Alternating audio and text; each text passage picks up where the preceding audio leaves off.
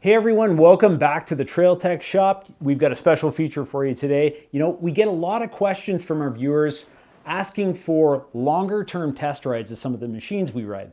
And I gotta be totally honest, it's not very often that we have a machine for more than a few months, but luckily we've had our Renegade XMR 1000R for just a little over a year now. We've been able to log quite a few hours on that thing, a lot of those hours at the hands of my friend here, Graham Adams.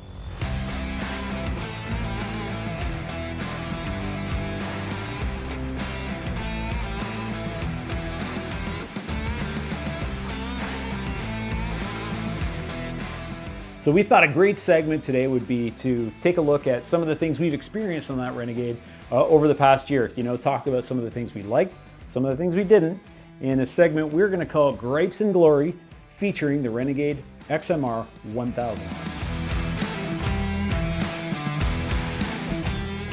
Graham's one of our camera operators and editors on Trax, and he's also an avid power sports enthusiast and our resident mud expert. He's also someone we often turn to when we're shaping out our story ideas because he rides in his leisure time and knows off-roading. He's also a really good snowmobiler, but that's another show.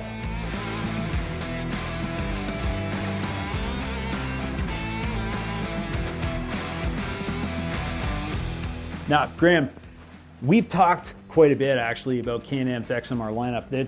It's so diverse. I think they have something in just about every category, right from the Defender, the Maverick, the X3, the Commander, and then their ATV lineup with the Outlander and the Renegade too. They've got something in just about every category. Yeah, Can-Am specializes in mud. They are the company that, to us mud guys, they really push the mud scene. Like they just, like you said, every category has an XMR in it. And I don't think any other company does that. No, I'd agree with you. Yeah, I don't think anyone else does. I think players used to with the Highlifter, but now I believe they only have the Sportsman Highlifter. Yeah, it's Can-Am's just done an excellent job to cater to the mud guys, and it shows. You know, we want to talk about this machine, and while we get into it, let's just go over the specs real quick of the Renegade XMR 1000. This machine features a 91 horsepower, 976cc Rotac E-twin engine, a high-mounted snorkel, high-mounted CVT intake and outlet, 30-inch ITP cryptid tires, wrapped around 14-inch aluminum beadlock wheels, tri-mode DPS, Fox QS3 shocks, and front and central aluminum skid plates, and a 3,500-pound winch. It's probably one of the coolest looking machines. I think so. When you see that thing on the trail, it stands out. There's no other ATV like it. Agreed. I mean, I remember the first time I saw it, you know, you just see some videos and stuff online. It's just like, holy man, that thing looks amazing. Yeah, it looks like a transformer or something coming out of the bush. Like it's pretty cool looking machine. It is totally. It's definitely one of their flagship mud machines, you know, featuring a whole bunch of great stuff like we just talked about. You've probably been the one that's logged the most hours on this machine. And, you know, I want to talk about some of the things that you've experienced. Let's look at some of the things you liked, some of the things you didn't like, you know, some of the things you'd change. Well, one of the first things I would go over is the ergos. Yeah. Okay, the first thing I noticed, because I've driven a lot of Outlanders, everything from just regular, from the Gen 1s to the newer generation Outlanders, I find the weird thing with the Renegade and the footwells, I have a size 12 foot, and it feels like you're locked in. Okay. I move around a lot on the ATV, and I'm in the mud, like, it doesn't have a rack on the back either, so it's kind of weird to get used to not having that ability to jump around. Oh, absolutely. It's really stripped down. It's kind of one of the appealing things about the Renegade lineup. You're locked in like a snowboard boot. Like takes a little bit to get used to when you go from a utility style like the Outlander to that sport quad like Renegade where you're in there no matter what you do. It took me a couple rides. But once I got used to it, I actually liked it. I preferred it better. You get a little bit more confidence because you're not bucking you around. You're stuck in the bike. Yeah, you're in it, not on it. Yeah, and I noticed too the brake, for the foot brake, when you're wheeling and messing around, it's right there. It's right where it's supposed to be. So when you get too far back, you just have to move your foot a little bit and it pops you right back. See, yeah, that's interesting. Other than that, there's those shocks on it, those podium shocks. They're a really good shock. Yeah, for sure. I mean, that is one of the unique things on this machine because it comes with QS3 piggybacks. I mean, when you look around Can-Am's lineup, everything else seems to have pretty basic shocks. So I mean, we're going to talk about that a little bit more after when we look at the price of these machines, but I mean, that is a premium feature to have on this ATV. Yeah, and for trail riding, you can squish them right down to soft, and Sure. and they work amazing. That's a great point. You know, I didn't think of that, but yeah, you can stiffen it up when you need it in the mud, and then for riding on the trails, you can take it right back down to soft really quickly, actually. Yeah. You know, because it is that QS3 knob's really easy to use with your gloves on, even if you're covered in mud. There's one thing we did find out though. Yeah. I remember. Yeah. Go for it. The was it the right side, right rear, right? I think it's. It's either. I think it's the left side. Actually, it was the side, left okay. rear shock. Yeah, it was the one right up behind the exhaust. Okay. Oh. Okay. Yeah. So we couldn't get to it. It was Yeah. really hard to get to. Yeah, I found the placement where it was mounted was really tough to get to, even with that huge QS3 knob. I couldn't reach it with my gloves, so you have to kind of jimmy your fingers in there and just kind of wiggle it around. You can't really see, you know, exactly where you are to be certain. So I mean, I think that's something that could use a bit of a rethought. Yeah, you just don't know if you're 1, 2, or 3. Yeah, Really, exactly. You're taking a guess on that one. Yeah, exactly. It's so true. It's so true. Now, one of the other things we talked about on this machine was fuel economy.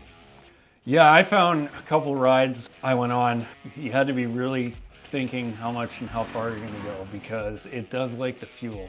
That 976 really likes. She eats. Oh yeah, and like to be fair, it's when you're in sport mode, you're gonna use up the gas. It's like anything. It's like the Pro Rs that we have out there. They're just high performance. You're gonna eat gas. Yeah, you know, it's something that I was thinking about. Yeah, I'm a trail rider mainly, and the funny thing with mud guys, not everyone's as lucky as you to have this awesome mud pit like on your property, not far away from your house. So a lot of guys are riding the trail out to their mud spot, riding all day, tooling around, having fun, and then you got to make it back, and that's going to eat a lot of fuel. Pretty much in any machine you're going to ride. So having the ability to number one, be good on fuel, because fuel's expensive, but again, it comes back to that ability to have gas with you. Bring an extra jerry can or something along with you. Oh yeah, definitely bring gas. Yeah. And you know what? That's another interesting point, because that in my opinion, that's one of the shortcomings of this machine being so stripped down, is that it doesn't have the rack to, you know, tie your gas can down to it. Obviously you can do it. You can tie it to anything for sure, but it doesn't have that rack or that ability to have it with you like that. Figure out a way to do it, or put it on your buddy's bike. But you know, you probably, if you're going to be out playing around all day on this machine, you're going to want some gas with you. Like a lot of the times, guys aren't putting on very many miles in the mud anyways. No. Like you said, it's just the trail ride out is when it's going to be kind of sketchy. Yeah. I mean, you know, we experienced this when we're snowmobiling. Yeah, the guys go up in the mountains. It's the ride up. You're playing around all day, and then you got to ride back down. You know, depending on how long you want to stay out there and play, you know, you might need to top her up. Yeah, it's always good to have extra fuel. For sure. Next on our list is overheating. Okay, so the Renegade, because of the looks, and the reason why Can-Am doesn't put the rad basically on the racks is because this doesn't have racks. Yeah. I get it from the perspective of Can-Am, keeping the rad where it is, because the Renegade would not look the way it does. Oh, absolutely not. No. If you're gonna buy a Renegade, I would suggest, if you're playing a lot of mud, they have rad relocates for them. It just doesn't look as cool. Yeah, you just gonna make your machine not look as cool. Yeah, So you're either gonna lose on that. Yeah, you either have to be like okay with cleaning the thing out all the time, or just consider getting an Outlander. Yeah, you know? There's a couple times where I was riding it, and it's fine when you're riding in the water and the mud. It's gonna keep cool. Sure. But the moment you hop out on the trail or a logging road to get home, especially if she's really packed up. Oh yeah, you're gonna be looking for puddles, and it's gonna be like sledding looking for deep snow. You're exactly. Gonna stop and splash, so you don't overheat. Yeah, that's the only downfall I found with the difference between the Outlander and the Renegade. The Outlander, you might not get those nice shocks, but you're gonna get the safety of having the rad relocate on the rack. Yeah, you know what? There's you know, we're going to talk more about the Outlander versus this machine after, but there are. I mean, that's the cool thing about having such a diverse mud lineup offered from Can-Am is, you know, if one thing doesn't work for you, you get the other. You know, if you're hung up on the looks, and you want that machine, and you want to completely do it up, or just want to ride it out of the crate, it's an awesome machine. But if it's not working for you, there's something else available, right? Can-Am's got it thought out when it comes to that stuff. Oh yeah, absolutely, absolutely. Next up on our list is power. This machine is an absolute animal. It's featuring the 91 horsepower 976 V-twin. I mean, it's just loaded to the max. That thing is a beast in the mud. There's nothing that compares to the Renegade at all. It is probably the closest you're gonna get to a stock motor to the mud bike that we built, the 840. It was in at about 117 horsepower to the crank. This one is 91 horsepower to the crank. Feels good. It's not as crazy as that mud bike, but it's pretty close. Just out of the crate. Like there's no motor job needed. Yeah, no customization to this thing at all. It's just jam-packed with power. And yeah, it's the funny thing about it is it's not like all about trail speed and top end, because that's not where the power is the most important in the mud. No, I think the fastest I had at 110. It said 117 on the Speedo, which I think that might have been you. I don't know how you possibly did that. I don't think I ate lunch that day, and I just gave her. Yeah, I tried to beat it. I could not beat it. The best I could do was 110. But all that low end is what you need in the mud anyways, and the thing just chews. Yeah, I can imagine. I mean, the power when you watch videos, you watch the guys with Osta Cruiser out there. They're out in the skag and they take a run at it and they're just giving it everything they can. That's where the power is really useful, because they're trying to make it through like the longest strip of skag and as quick as they possibly can, and that's where that power helps. Next on our list is tires. This Renegade features the 30-inch ITP cryptid tires. And what do you think of these? Actually, they're pretty impressive in the mud. For a stock mud tire, the kind of mud we were riding in, yeah, they worked out pretty good. And you got to remember that you'll see in some of the footage we're showing here, but I mean, this is the thickest mud I think I've ever experienced in Ontario. That's for sure.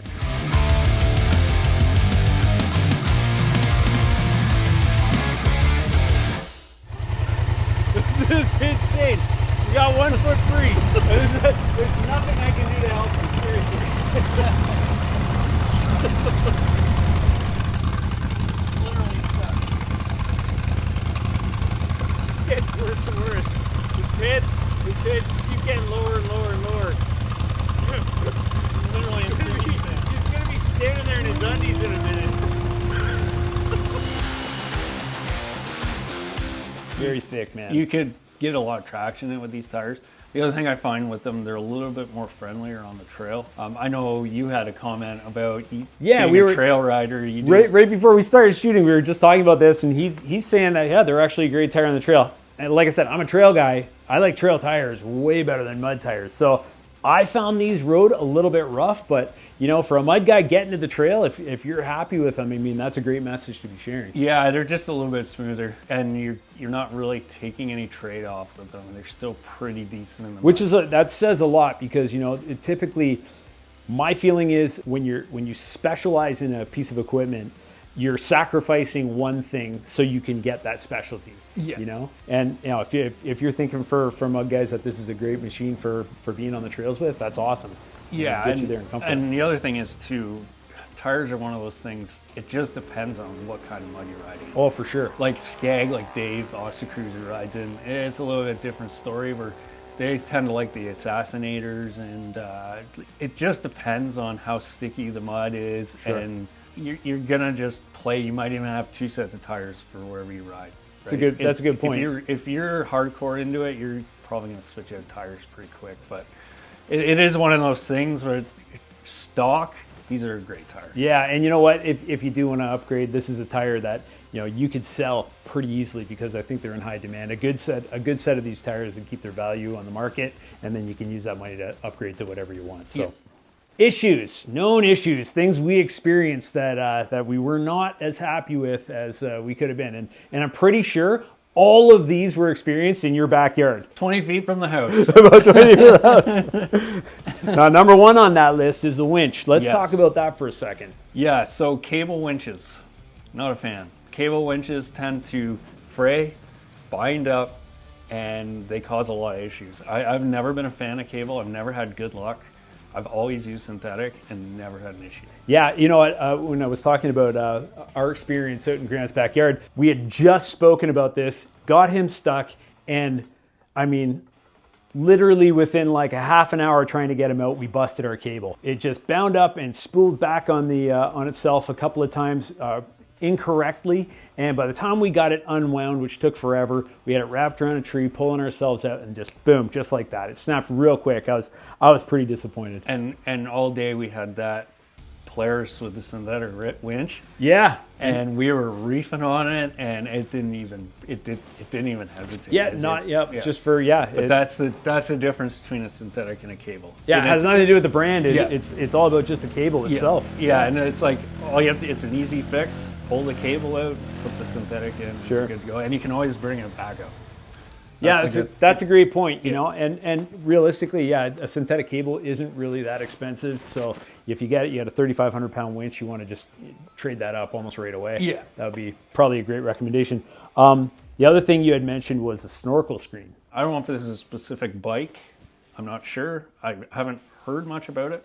Just kept falling out on me. It would fly off, and like I don't know why it was doing it. It was a loose fit to begin with, and then finally, I have no idea where it went. Yeah, like anything, something falls off enough times, eventually you're gonna lose it. And it's like it could have been just from factory. I'm not really sure.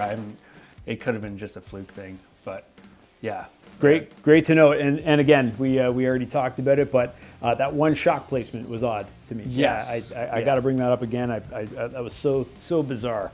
What I want to talk about a little bit more is the Outlander XMR versus the Renegade XMR. Okay, so me personally, I have a farm, horses and all that, and the Renegade had its moments, but the biggest downfall is it's got no rear rack. So there is aftermarket things you can do, but the Outlander is just more, for me, something that would fit my wheelhouse. Sure. You got the rear rack, you got the rad out front. It's actually got a better towing capacity. I think it's like 400 or 500 pounds more. It doesn't have the QS3 shocks. That's one of the downsides. But you know, again, it's one of those things that makes the Renegade special. But again, you gotta be if you're picking, there's choices for everything, right? Yes. You know, the Outlander XMR 1000R is based on the 2-up chassis, so you got that longer chassis now. You know, for anyone who doesn't really understand why that's a benefit, why don't you explain? Yeah, it's a lot of guys that race like the longer chassis because you're not struggling with the front end as much. It stays planted. You want all 4 of those tires touching the ground. It has its benefits and it can have its negatives because now your chassis is even longer, so there's more chance of it getting hung up.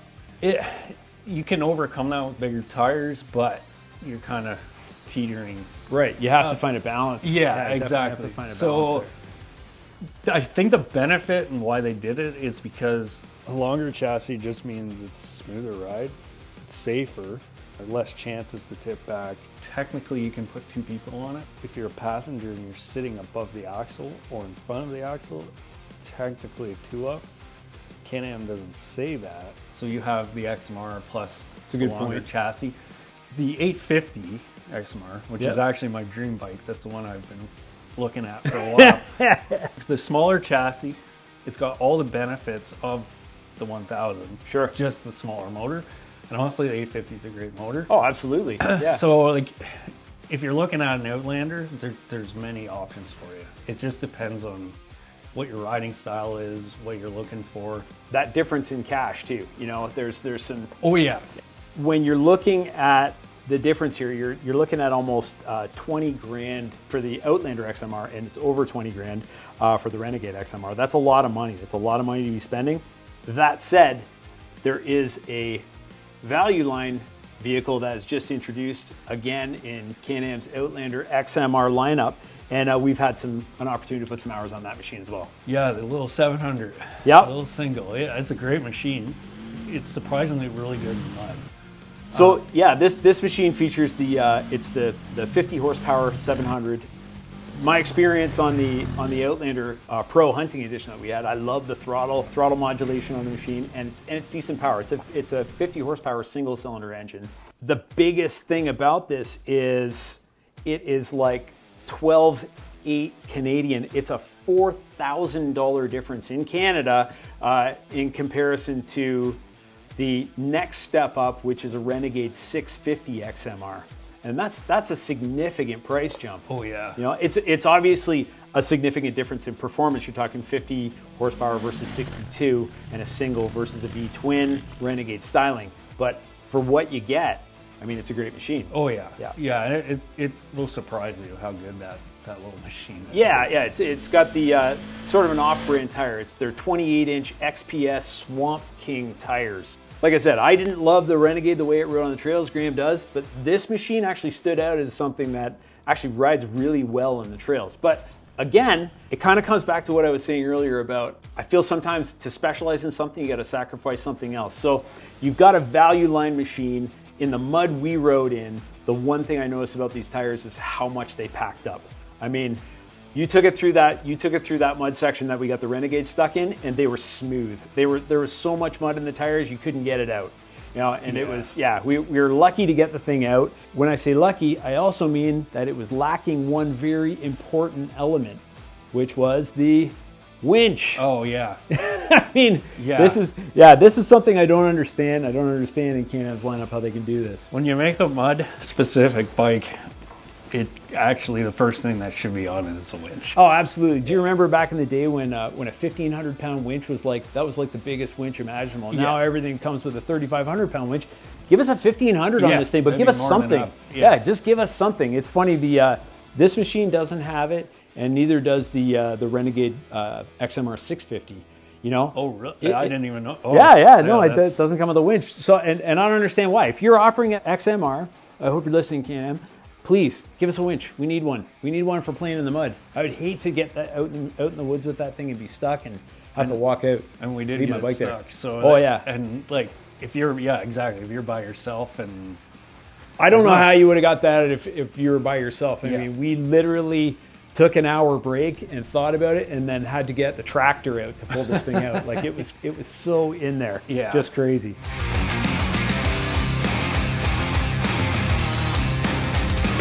Okay, so we're like super stuck, but we finally got it out. That was connected to that. And then you can see way up in the distance, we got a New Holland tractor pulling the whole thing out. We got it. We got it. Sure. You have that ability to get yourself out by yourself if you need to.